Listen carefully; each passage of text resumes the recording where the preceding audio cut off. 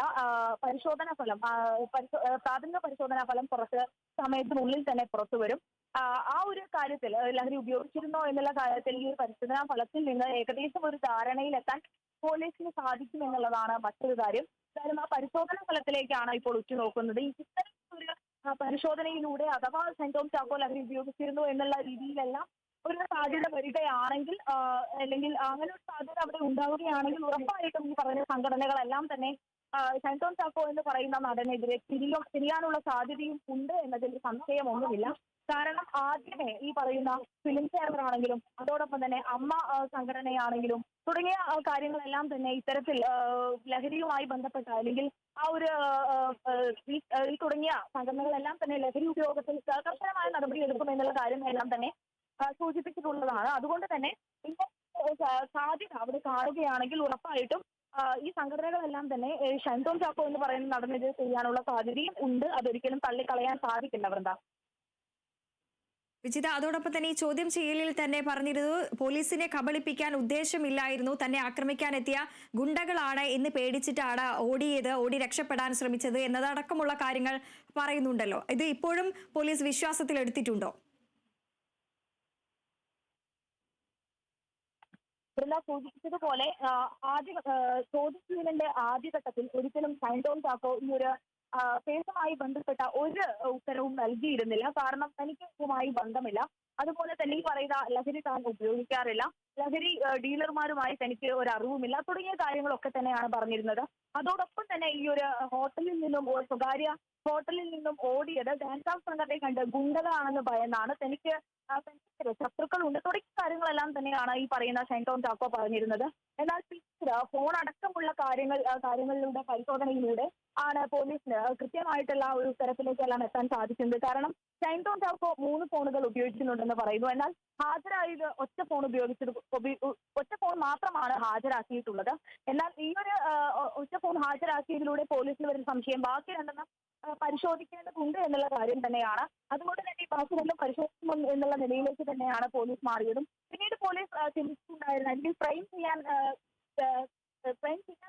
ഒരു കാര്യം ഗൂഢാലോചന നടന്നിട്ടുണ്ടോ എന്നുള്ള ഒരു കാര്യം തന്നെയായിരുന്നു. കാരണം ഈ ഒരു കേസുമായി ബന്ധപ്പെട്ട് കഴിഞ്ഞ ഏകദേശം ഒരു മാസത്തോളമായിട്ടുള്ള ഈ ഒരു സെന്റ് തോമസ് ചാക്കോയുടെ കോൾ ലോഗോ അടക്കമുള്ള കാര്യങ്ങൾ പോലീസിന്റെ കയ്യിലുണ്ടായിരുന്നു. അഥവാ ഡിലീറ്റ് ചെയ്യുകയാണെങ്കിൽ പോലും അത് ഈ ഫോറൻസിക് പരിശോധനയ്ക്കെല്ലാം വിധേയമാക്കും എന്നുള്ള രീതിയിലെല്ലാം തന്നെയാണ് പോലീസ് ഈ ഒരു കേസിൽ പഴുതടച്ചുകൊണ്ടുള്ള ഒരു അന്വേഷണത്തിലേക്ക് അല്ലെങ്കിൽ ചോദ്യം ചെയ്യലിലേക്ക് എത്തിയത്.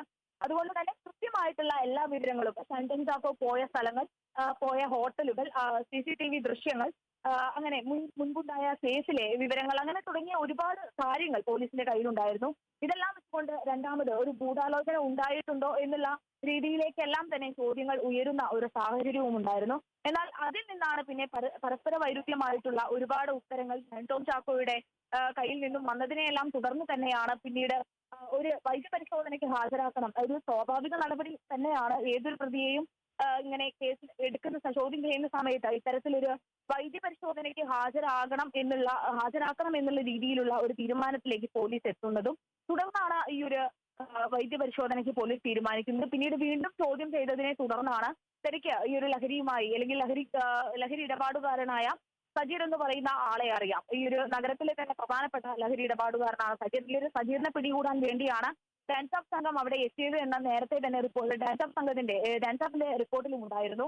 എന്നാൽ ആ ഒരു സജീർ എന്ന് പറയുന്ന ആളെ അറിയാം എന്നുള്ള രീതിയിലേക്കുള്ള ഒരു മൊഴി മാറ്റത്തിലേക്ക് ഈ പറയുന്ന സെന്റ് തോമസ് ചാക്കോ എത്തുന്ന സാഹചര്യം ഉണ്ടായി. എന്നാൽ നേരത്തെ തന്നെ പോലീസിന്റെ കയ്യിൽ കൃത്യമായിട്ടുള്ള ഈ ഒരു സെന്റ് തോമസ് ചാക്കോയും അതുപോലെ തന്നെ ഈ പറയുന്ന സജീറും തമ്മിൽ നടത്തിയിട്ടുള്ള എല്ലാ തരത്തിലുള്ള ഒരു സാമ്പത്തിക ഇടപാടുമായി ബന്ധപ്പെട്ട കൃത്യമായ രേഖകൾ പോലീസിന്റെ കയ്യിൽ ഉണ്ടായിരുന്നു എന്നുള്ളത് മറ്റൊരു കാര്യമാണ്. എന്നാൽ അതുകൊണ്ട് തന്നെ ഈ ഒരു മൊഴി കൂടി ആയപ്പോൾ അക്കാര്യത്തിൽ പിന്നെ നിഷേധിക്കാൻ കഴിയാത്ത രീതിയിലേക്ക് ഈ ഒരു സെന്റ് തോമസ് ചാക്കോ മൊഴി നൽകിയപ്പോൾ അക്കാര്യത്തിൽ ഒന്നുകൂടി ഉറപ്പിക്കാൻ പോലീസിന് സാധിച്ചു എന്നുള്ളതാണ് മറ്റൊരു കാര്യം. തുടർന്ന് വൈദ്യപരിശോധനയ്ക്ക് കൊണ്ടുവന്നപ്പോഴും കൃത്യമായി പറഞ്ഞിരുന്ന കാര്യമാണ് പ്രാഥമിക പരിശോധനയ്ക്കാണ് ഹാജരാക്കുന്നത് എന്നുള്ളൊരു കാര്യം. പ്രാഥമിക പരിശോധനയ്ക്ക് സെന്റ് തോമസ് ചാക്കോയെ വിധേയമാക്കുകയും ഈ എറണാകുളത്തെ ആശുപത്രിയിലേക്ക് ജനറൽ ആശുപത്രിയിലേക്ക് എത്തിക്കുകയും ചെയ്തു. എന്നാൽ പിന്നീടാണ് ഇനി തുടർ പരിശോധനകൾ ആവശ്യമുണ്ട് എന്നുള്ള ഒരു കാര്യത്തിലേക്ക് സെന്റ് തോമസ് ചാക്കോയെ തുടർ പരിശോധനയ്ക്ക് ഹാജരാക്കേണ്ട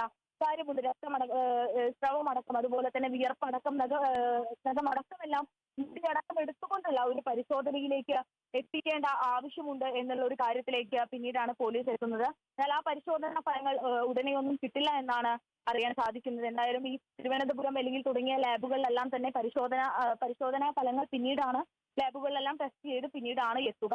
അതിനെല്ലാം ശേഷം ഈ ഒരു കാര്യത്തിൽ കൃത്യമായ ഒന്നുകൂടി ഊട്ടിയുറപ്പിക്കാൻ സാധിക്കും. കാരണം ഈ ഒരു പരിശോധനയിലൂടെ ഏകദേശം ഒരു മാസം അല്ലെങ്കിൽ ഒരു മാസം കഴിഞ്ഞാലും ഈ ഒരു ലഹരി ഉപയോഗിച്ച് ഒരു മാസം കഴിഞ്ഞാലും ഈ ഒരു പരിശോധന നടത്തുന്നതിലൂടെ ആ വ്യക്തി ലഹരി ഉപയോഗിച്ചിട്ടുണ്ടോ ഇല്ലയോ എന്നുള്ള കാര്യത്തിലെല്ലാം തന്നെ ഒരു കണ്ടെത്തലുകൾ നടത്താൻ സാധിക്കുമെന്നാണ് പോലീസ് പറയുന്നത്.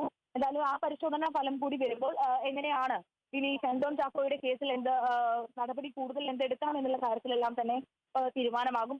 പക്ഷേ ഈ പ്രാഥമിക പരിശോധനയ്ക്ക് ശേഷം തന്നെ ഈ ഒരു കേസിൽ കൂടുതൽ കാര്യങ്ങൾ പുറത്തുവരും. അതോടൊപ്പം തന്നെ ഇപ്പോൾ നിലവിൽ ഷൈൻ ചാക്കോയെ പോലീസ് സ്റ്റേഷനിലേക്ക് കൊണ്ടുപോയി എന്നാണ് അറിയാൻ സാധിക്കുന്നത്. കാരണം അവിടെ ഒരു സ്റ്റേഷൻ ജാമ്യത്തിലേക്ക് വിടാനുള്ള ഒരു സാധ്യത നമുക്ക് ഈ കേസിൽ തള്ളിക്കളയാൻ സാധിക്കില്ല എന്നുള്ളതാണ് മറ്റൊരു കാര്യം. കാരണം നേരത്തെ തന്നെ ഈ ഒരു ജനറൽ ആശുപത്രിയിലേക്ക് ഷൈൻ ചാക്കോയെ കൊണ്ടുവരുന്ന സമയത്ത് കൃത്യമായി പറഞ്ഞിരുന്നതാണ് മജിസ്ട്രേറ്റിന് മുന്നിൽ ഹാജരാക്കാനാണ് തീരുമാനം എന്നുള്ള കാര്യം. പക്ഷേ അതിനെയെല്ലാം തള്ളിക്കളഞ്ഞുകൊണ്ടാണ് ഇപ്പോൾ നേരെ പോലീസ് സ്റ്റേഷനിലേക്ക് ഷൈൻ ചാക്കോയെ എത്തിച്ചിരിക്കുന്നത്. വൃന്ദ, വിജിത, അതോടൊപ്പം തന്നെ ഈ പോലീസിനെ കണ്ട് പേടിച്ചോടിയ ദിവസം മാത്രം ഈ ഡ്രഗ് ഡീലർ സജീറുമായി 20,000-ഓളം രൂപയുടെ ഇടപാട് ഷൈൻ നടത്തിയതിന്റെ തെളിവുകൾ അടക്കം തന്നെ പോലീസിന് ലഭിച്ചിട്ടുണ്ട്. അതോടൊപ്പം തന്നെ ഈ ഫോൺ കോളുകളും ഏറെ നിർണായകമായി, അല്ലേ? വളരെ ശരിയാണ്. കാരണം നേരത്തെ തന്നെ ഈ ഒരു സാമ്പത്തിക ഇടപാടിന്റെ കാര്യം പോലീസിന്റെ കയ്യിൽ കൃത്യമായ രേഖകൾ ഉണ്ടായിരുന്നു. പിന്നീട് 20,000-ഓളം രൂപയുടെ ഒരു സാമ്പത്തിക ഇടപാട് നടത്തിയിട്ടുണ്ട് എന്നുള്ള കാര്യങ്ങളെല്ലാം തന്നെ ഈ ഒരു രേഖ കൃത്യമായിട്ട് പോലീസിന്റെ കയ്യിലുണ്ട്. ഈ രേഖ മാത്രമല്ല, ഷൈൻ ചാക്കോ സഞ്ചരിച്ച കുറെ കാലങ്ങളായിട്ട് ഈ സിനിമാ മേഖലയിലുള്ള ഇത്തരത്തിൽ ലഹരിയുടെ കാര്യം വന്നപ്പോൾ തന്നെ ലഹരിയുമായി ബന്ധപ്പെട്ട് കിടക്കുന്ന ഒരുപാട് കേസുകളിൽ പ്രതിയായിട്ടുള്ള ഒരാളാണ് ഈ പറയുന്ന ഷൈൻ ചാക്കോ. അതുകൊണ്ട് തന്നെ ഇയാളെ കുറിച്ചുള്ള എല്ലാ കാര്യങ്ങളിലും പോലീസ് കൃത്യമായിട്ടുള്ള ഒരു ധാരണയുണ്ടായിരുന്നു. അതുകൊണ്ട് തന്നെ ഈ ഒരു ഷൈൻ ചാക്കോയുമായി ചുറ്റിപ്പറ്റി കിടക്കുന്ന എല്ലാ കാര്യങ്ങളിലും